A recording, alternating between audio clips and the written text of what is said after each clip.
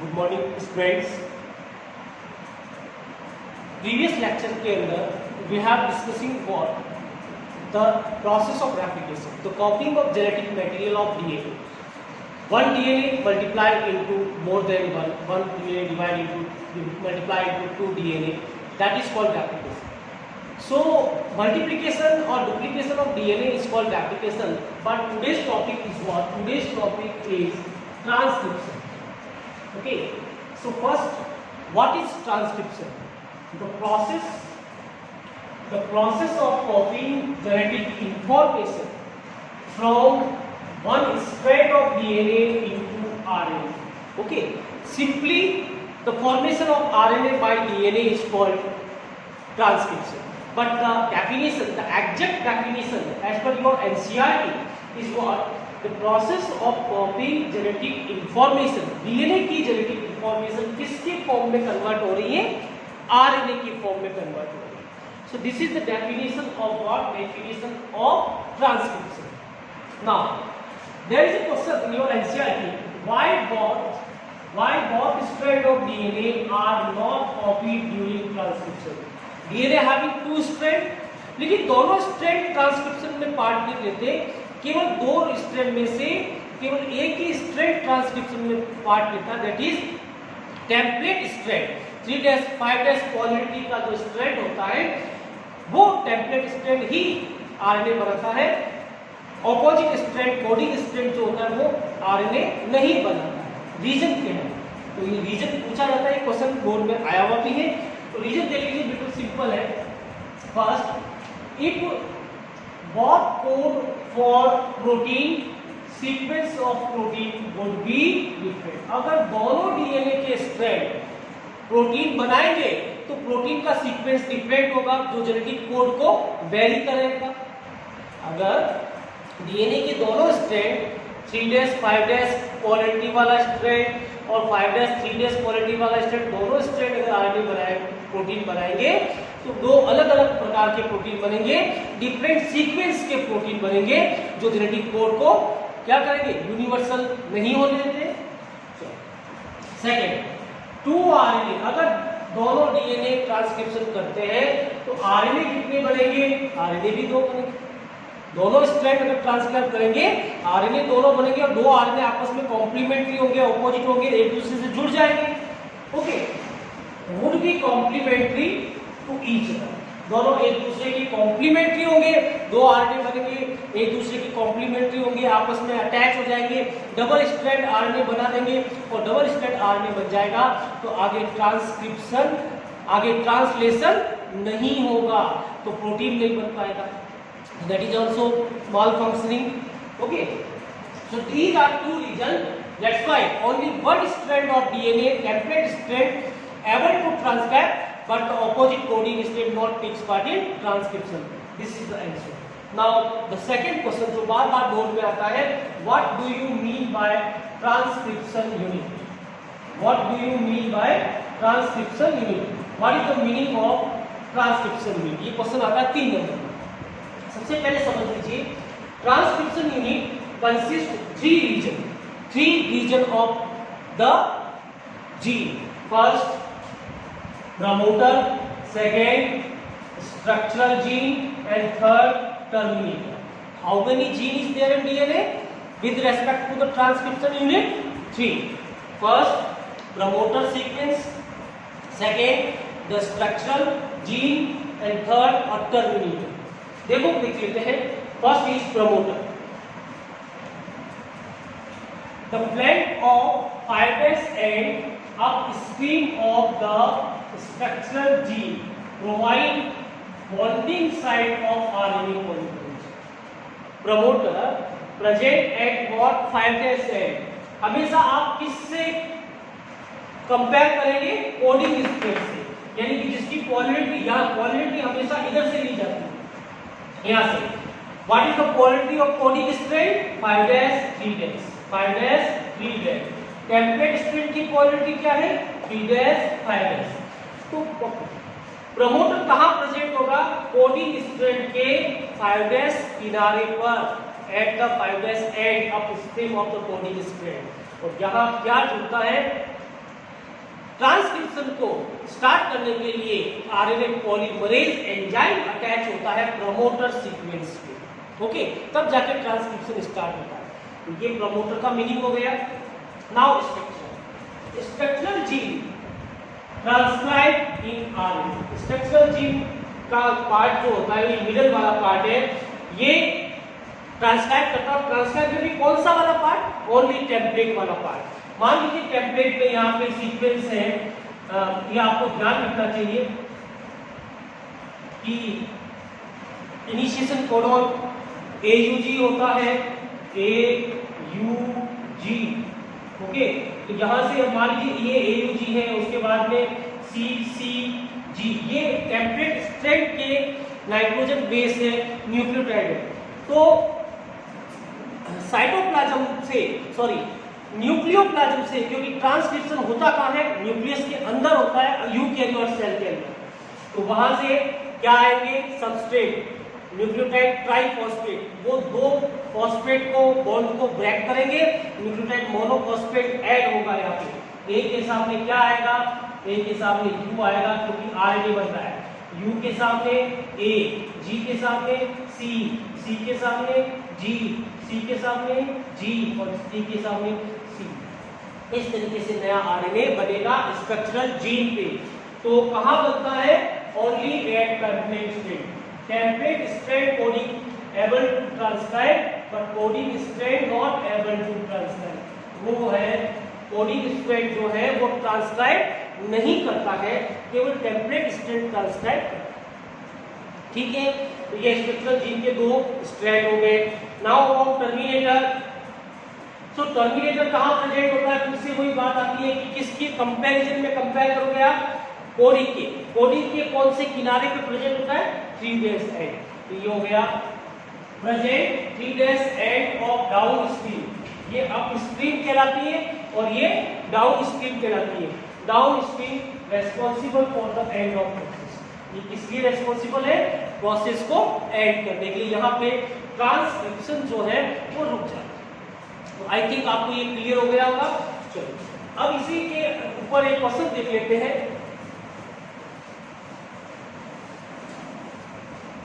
जो जनरली आपके आता है, जैसे मान लीजिए एक सीक्वेंस दे रहा है, एक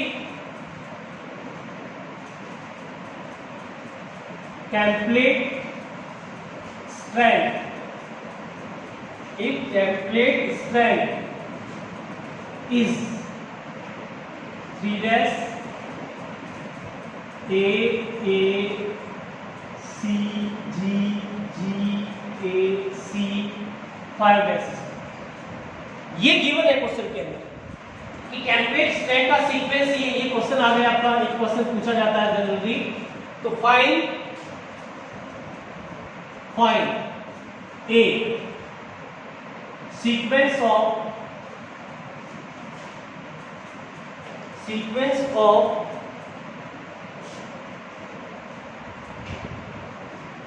coding strand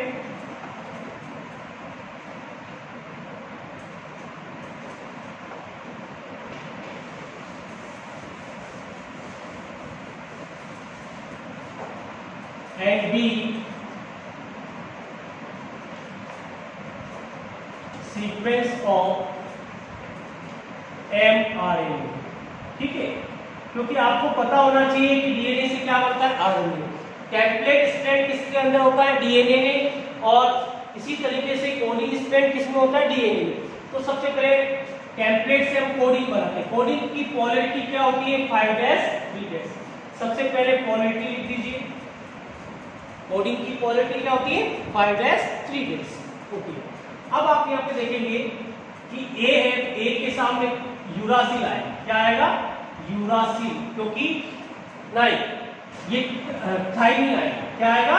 थाइमिन, क्योंकि ये डीएनए का पार्ट है। जबकि यहां बात करेंगे ये भी 5' 3' होता है। ध्यान दीजिए इस बात पे, यहां यूरासिल आएगा। कोडिंग स्ट्रैंड और एमआरएनए की सीक्वेंस सिमिलर होती है। कोडिंग स्ट्रैंड और एमआरएनए की सीक्वेंस सिमिलर होती है। ओके, तो यहाँ पे ए है तो यहाँ टी आएगा और यहाँ पे क्या आएगा? यू। फिर ए अगेन यहाँ पे क्या आएगा P और यहाँ पे U, फिर C है तो क्या आएगा G G, फिर G दो बार है तो C C C C, फिर A है तो यहाँ पे P और यहाँ पे U, और C है तो यहाँ पे G और यहाँ पे G। तो इस तरीके से देखेंगे तो कोडिंग स्ट्रैंड और mRNA की सीक्वेंस सेम है, लेकिन कोडिंग में थाइमिन होता है और mRNA में यूरासिल होता है। इस तरीके से क्वेश्चन आता है। और एक आपको जो इंपॉर्टेंट बात है वो ध्यान रखनी है कि टेम्पलेट स्ट्रैंड की पोलैरिटी हमेशा क्या होती है 3 days 5 days होती है। ओके, इसको देखो एक तरीके से समझते हैं, इसको एक तरीके से समझते हैं कि पोलैरिटी जो है कोडिंग की टेम्पलेट की 3 days 5 days होती है। अगर 5 days 3 days में दे रखी है तो उसको जस्ट ऑपोजिट कर दीजिए, फिर उस क्वेश्चन को सॉल्व कीजिए। तो इस तरीके से आप इसको कंप्लीटली सॉल्व करेंगे। नेक्स्ट टॉपिक ले लेते हैं।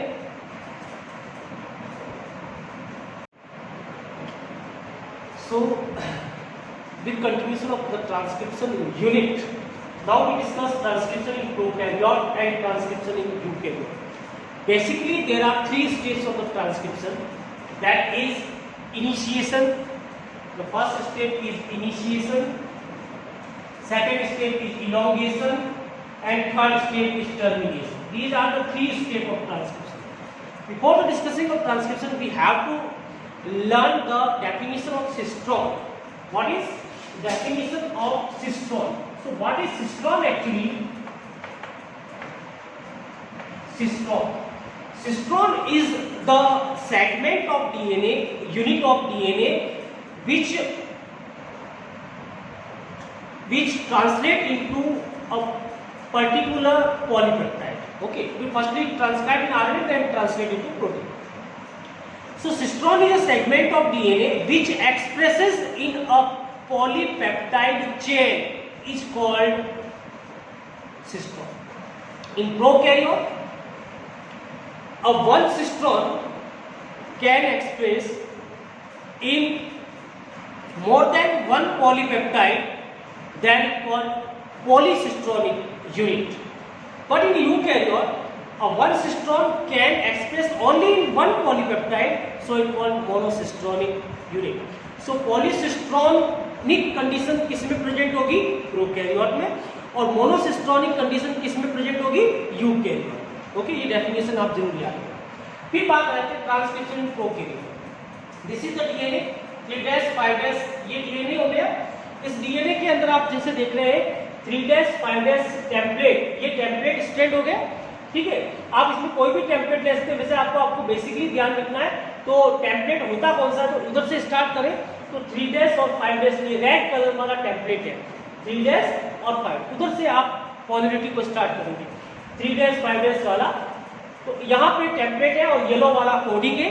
तो यहाँ टेम्पलेट पे क्या हो रहा है, sigma of RNP, RNA polymerase enzyme का सिग्मा फैक्टर होता है, वो प्रमोटर सीक्वेंस में, जैसे आपको बताया था कि ट्रांसक्रिप्शन की यूनिट में 3 जीन होते हैं, पहले प्रमोटर, फिर स्ट्रक्चरल और फिर टर्मिनेटर।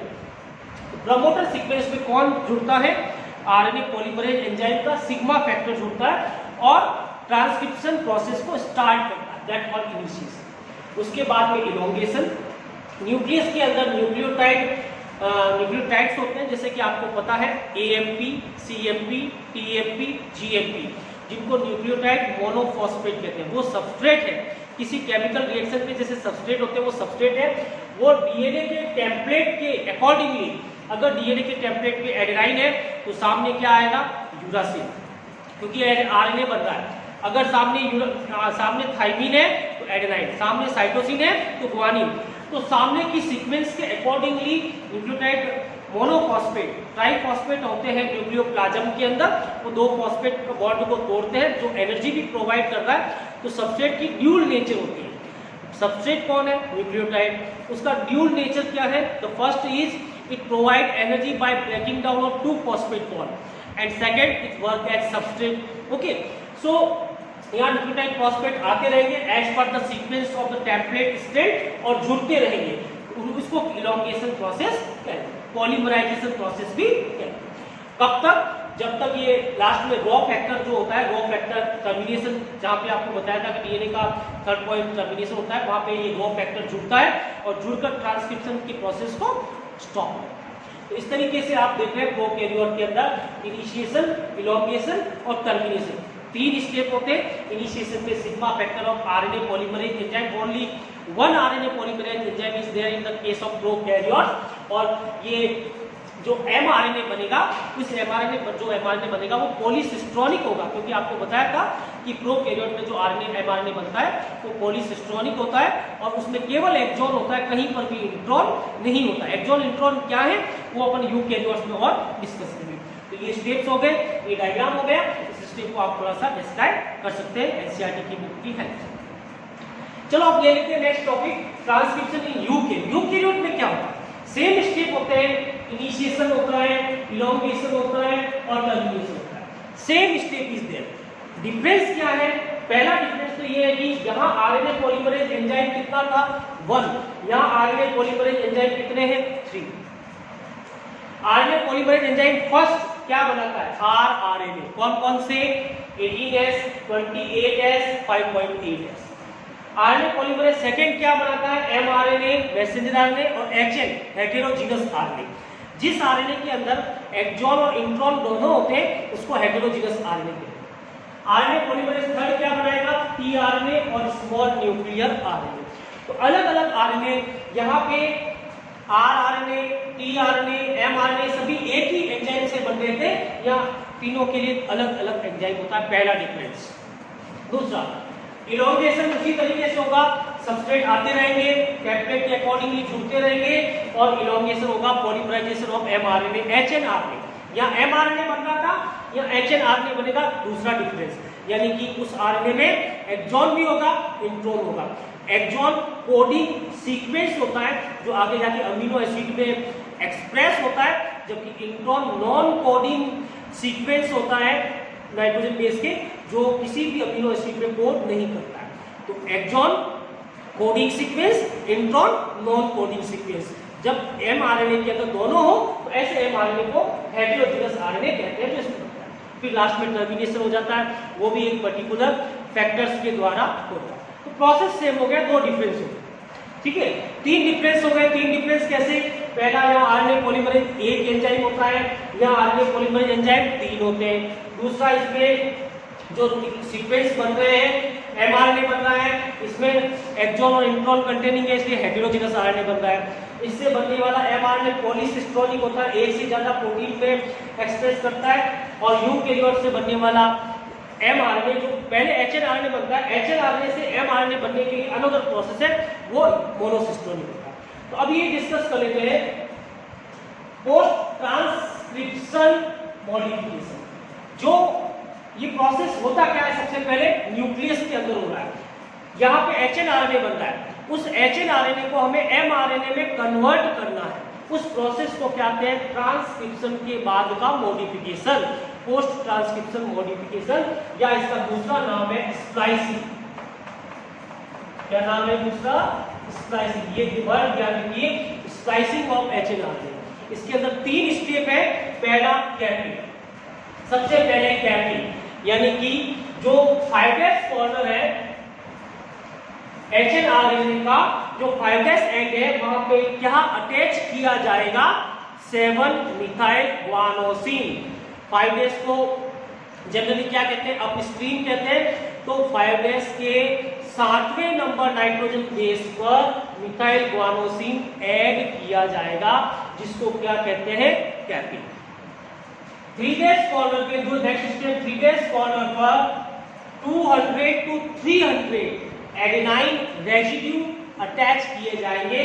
उस प्रोसेस को क्या कहते हैं? उस प्रोसेस को कहते हैं टेलिंग। उस प्रोसेस को क्या कहेंगे?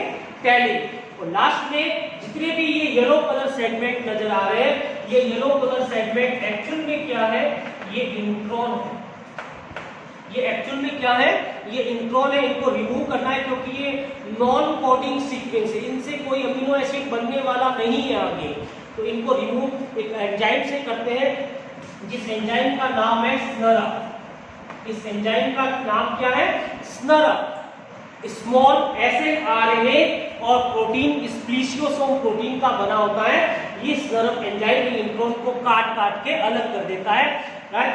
तो इसीलिए इसको टेलरिंग भी कहते हैं, इसीलिए इसको टेलरिंग भी कहते हैं। तो लास्ट स्टेप हो गया slicing, removing of intron by enzyme to form mRNA. अब एमआरएनए बनेगा, यानी हेटेरोजीनस आरएनए को एमआरएनए में कन्वर्ट होने के लिए 3 स्टेप चाहिए, कैपी, टेलिंग, स्प्लाइसिंग, जिसको पोस्ट ट्रांसक्रिप्शन मॉडिफिकेशन भी कहते हैं। ओके, तो आई थिंक आपको दोनों में डिफरेंस क्लियर हो गया। 3 क्वेश्चन बन रहे हैं यहाँ पे, transcription in prokaryotes, transcription in eukaryote and third question post transcription modification. ये सभी आप नोट करेंगे क्लास वर्क में और इससे रिलेटेड आंसर क्वेश्चन जो है होमवर्क के अंदर करेंगे। So good day, good day.